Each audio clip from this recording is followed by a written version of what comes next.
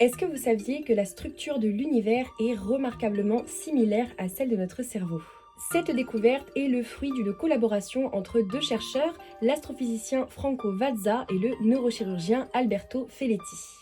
L'un étudiait la structure de l'univers, l'autre la composition du cerveau, et ils eurent l'idée de comparer leurs résultats. Plus précisément, ils ont cherché à mettre en parallèle la structure du cortex cérébral avec ce qu'on appelle le réseau cosmique, ce qui signifie le modèle de répartition de la matière dans l'univers. Ce qui les intéressait particulièrement, c'était de comparer ce qu'on appelle les nœuds, c'est-à-dire les petits points de connexion entre les différentes branches de ces deux réseaux que sont l'univers et le cerveau, mais aussi la densité de leur connexion.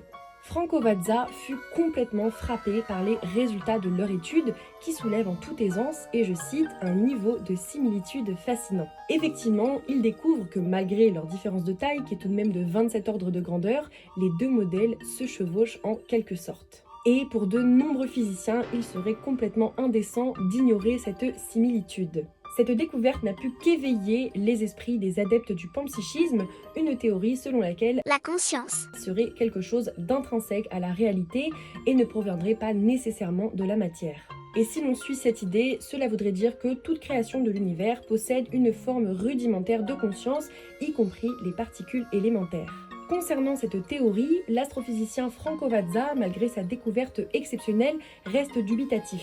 Il nous dit que la conscience est déjà quelque chose que nous ne pouvons pas définir, donc c'est assez étrange de l'attribuer à l'univers tout entier.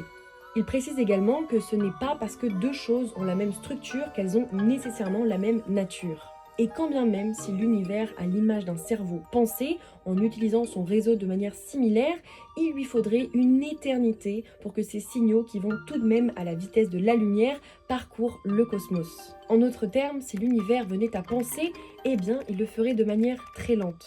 Est-ce que l'univers est une entité consciente ou est-ce que c'est juste mes neurones qui essayent de projeter leur expérience à des échelles vertigineuses? Selon vous, est-ce que cette découverte vient mettre en lumière de nouveaux faits qui pourraient venir soutenir la théorie panpsychique ou s'agit-il d'une simple coïncidence? C'était Magus Planète, une chaîne sur laquelle on explore les merveilles de l'univers et de l'esprit à travers la science et la philosophie, et je vous dis à très vite pour une nouvelle vidéo.